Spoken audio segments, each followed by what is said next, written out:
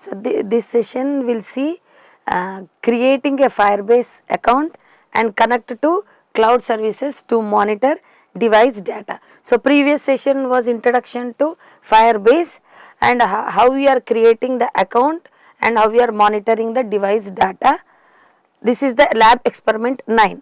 So the program for that is you are creating an account and the program you are writing and converting it into a form of an image and you are storing that image onto the Fire cloud. So for that you are writing the program import rpi.gpio as GPIO, setting the board and RPI library you are importing gpio.set warnings false. Next gpio.set mode GPIO board, this is the numbering scheme you are selecting as board.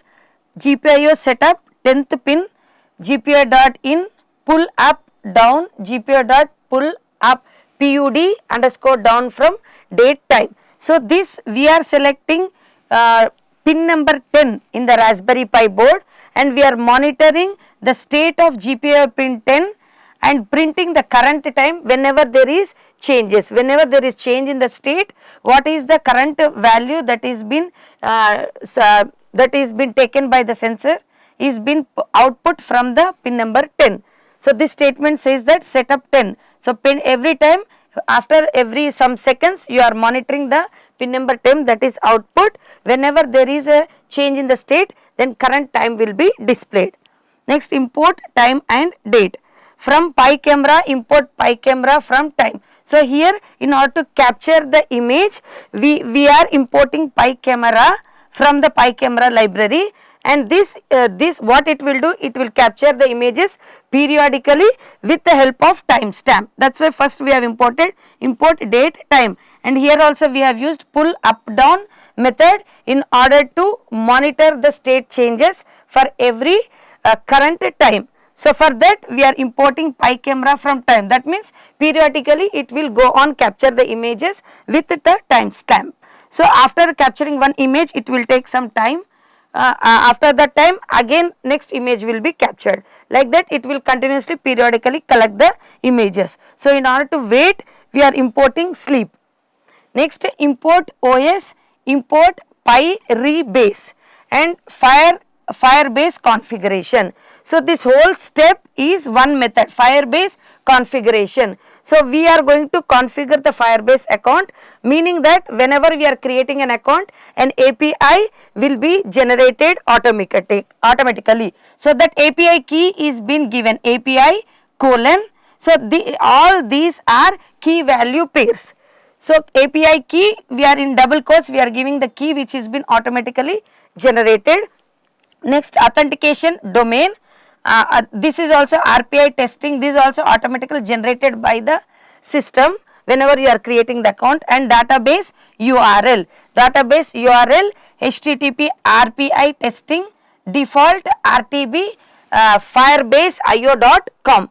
So this is the URL where you are going to store the sensor data, and then project ID, who is the person who is creating the project and what is the ID number, and storage bucket. So storage bucket, in the storage finally you will be seeing a window where the title of the window will be storage. In that storage the total image of the project will be created. So for that your storage bucket is also been created.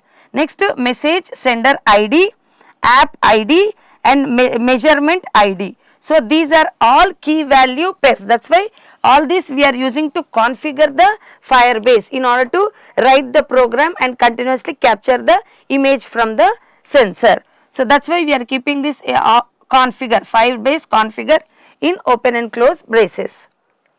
Next after that before we have created and configured the account, now we are trying to initialize the Firebase application and Firebase storage. So for doing this, these are the two statements. Firebase is equal to pyrebase.initialize underscore app. So we are going to initialize Firebase application with all the configurations that we have given before, all the key value pairs. Next storage is equal to Firebase dot storage. So by this statement Firebase storage bucket will be created. Next DB is to send the sensor data for Firebase. So DB is some variable where the data which is been collected from the sensor is continuously stored. So for that it is one of the instance db is equal to firebase dot database. So what this method will do, it will continuously update the sensor data in the cloud storage. For every message that image that is been captured, every time the update of the sensor data will be continuously updated in the cloud storage. For that db is equal to firebase dot database. So next db dot child name dot set. In order to set the values of the data which is been sensed by the sensor, we are using dot set method. And then what are the images we have been captured, you are going to push into the database. So for the db dot child dot push. Push is the method to push the data to the storage name. So the storage bucket name we are keeping it as google.jpeg. So this is not mandatory. Accordingly you can change the name of the storage bucket.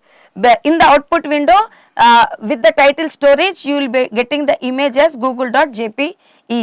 So whatever name you give here for the storage, same name will appear on the output window. So you can write according to the program. Next, till now we have configured and created the Firebase application and then storage.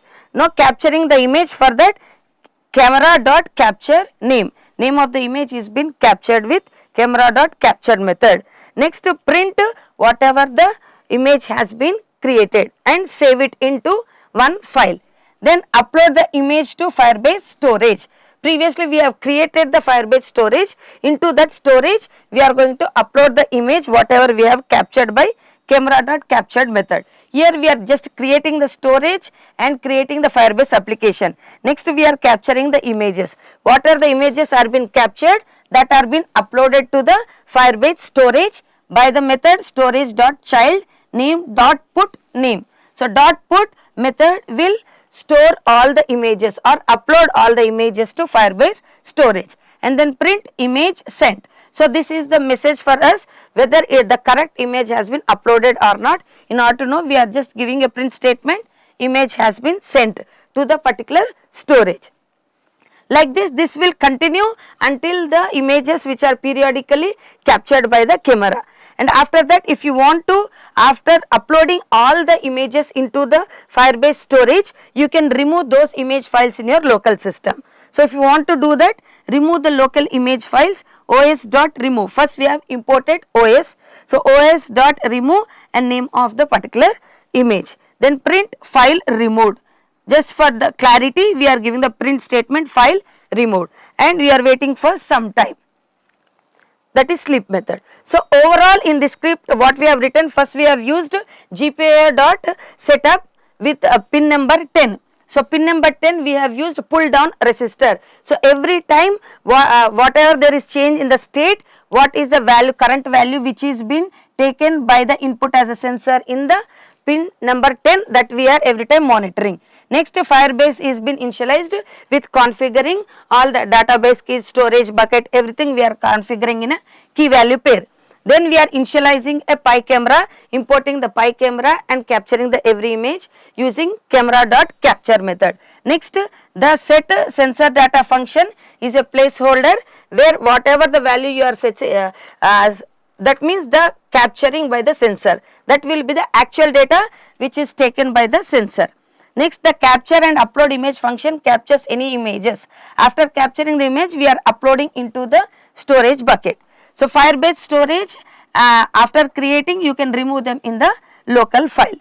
Then the send sensor data to Firebase function which sends data to the Firebase real-time database. So real-time database means we are creating a window where a title name as storage bucket. So there you can monitor the real time. The script runs in an infinite loop, capturing and uploading an image and sending sensor data for every 10 seconds until interrupted by Control C. Until you say stop, the every time continuously the images will be captured. So for make sure that your Raspberry Pi has necessary libraries installed, like pi camera should be installed, rpa.gpo, all these libraries should be installed, and you should have an internet connection for Firebase operation. So this is all about summary of the program. Thank you.